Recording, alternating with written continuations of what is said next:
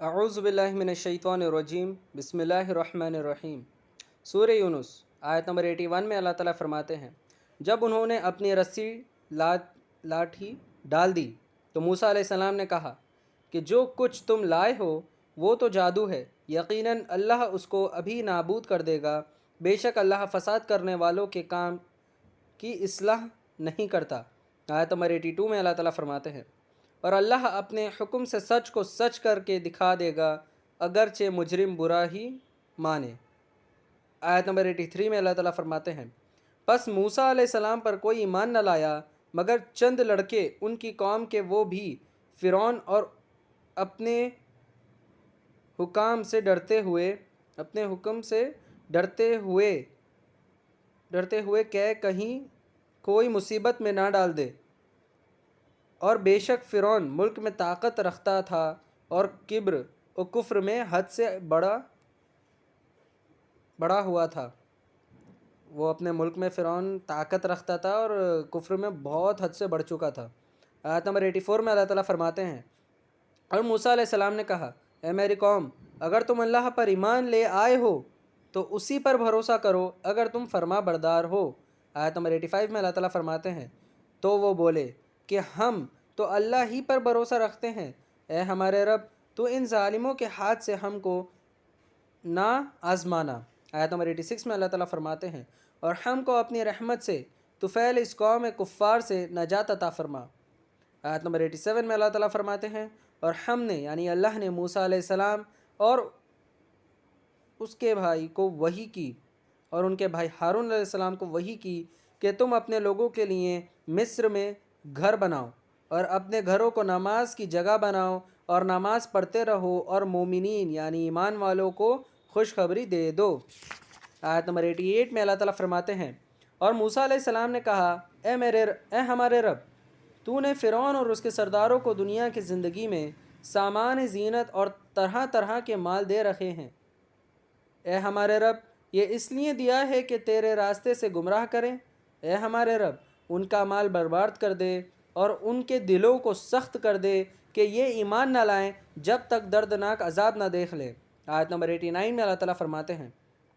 اللہ نے فرمایا، تمہاری دعا قبول ہو گئی، تم ثابت قدم رہنا اور ان کے راستے پر نہ چلنا جو علم نہیں رکھتے۔ آیت نمبر 90 میں اللہ تعالیٰ فرماتے ہیں، اور ہم نے بنی اسرائیل کو دریا سے پار کر دیا۔ اللہ تعالیٰ نے بنی اسرائیل کو دریا کے پار کر دیا، پھر فرعون اور اس کے لشکر نے ان کا تعاقب کیا سرکشی اور ظلم کے ارادے سے، یعنی بدماشی اور ظلم کے ارادے سے پیچھا کیا، یہاں تک کہ غرق ہونے لگے تو کہنے لگے کہ میں ایمان لے آیا کہ سوائے اس کے جس پر بنی اسرائیل ایمان لائے ہیں کوئی معبود نہیں اور میں فرما برداروں میں ہوں۔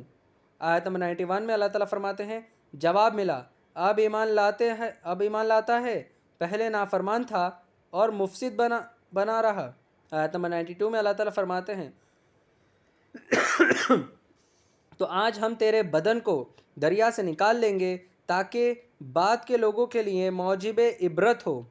اور یہ حقیقت ہے کہ بہت سے لوگ اللہ تعالیٰ کی آیت سے بے خبر ہیں۔ آیت نمبر 93 میں اللہ تعالیٰ فرماتے ہیں، اور ہم نے یعنی اللہ نے بنی اسرائیل کو بہت عمدہ جگہ دی اور کھانے کو پاکیزہ چیزیں دیں تو انہوں نے اختلاف نہیں کیا یہاں تک کہ ان کو علم پہنچ گیا، بے شک قیامت کے دن تمہارا رب ان میں ان باتوں کا فیصلہ کر دے گا جن میں وہ اختلاف کرتے تھے۔ آیت نمبر 94 میں اللہ تعالیٰ فرماتے ہیں، پھر اگر آپ کو اس کتاب میں شک ہے جو ہم نے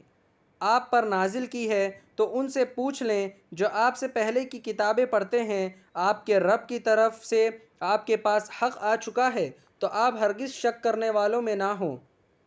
آیت نمبر 95 میں اللہ تعالیٰ فرماتے ہیں، اور نہ ان لوگوں میں سے ہونا جنہوں نے اللہ کی آیتوں کو جھٹلایا ورنہ آپ خسارے میں رہیں گے یعنی نقصان میں رہیں گے۔ آیت نمبر 96 میں اللہ تعالیٰ فرماتے ہیں، یقیناً جن لوگوں کے بارے میں آپ کے رب کا حکم عذاب دیا جا چکا ہے وہ اب ایمان نہیں لائیں گے۔ آیت نمبر 97 میں اللہ تعالیٰ فرماتے ہیں، اگرچہ ان کے پاس ہر طرح کی نشانی آ جائے جب تک وہ دردناک عذاب نہ دیکھ لیں آیت نمبر 98 میں اللہ تعالیٰ فرماتے ہیں کوئی بستی بھی ایمان نہیں لائی اور ایمان کا کوئی فائدہ حاصل نہیں کیا، البتہ یونس علیہ السلام کی قوم جب ایمان لائی تو اللہ نے دنیا کی زندگی میں ان سے ذلت کے عذاب دور کر دیے اور ایک عرصے تک اللہ نے ان کو فائدہ پہنچایا۔ آیت نمبر 99 میں اللہ تعالیٰ فرماتے ہیں اور اگر آپ کا رب چاہتا تو وہ سب لوگ ایمان لے آتے جو زمین میں ہیں، کیا آپ لوگوں پر زبردستی کر سکتے ہیں کہ وہ ایمان لے آئیں؟ آیت نمبر 100 میں اللہ تعالیٰ فرماتے ہیں حالانکہ یہ کسی کی طاقت نہیں ہے کہ بغیر حکم خدا ایمان لے آئے، اور وہ ہی نجاست بے عقل لوگوں پر ڈالتا ہے۔ صدق اللہ العظیم و صدق مولانا رسول الکریم۔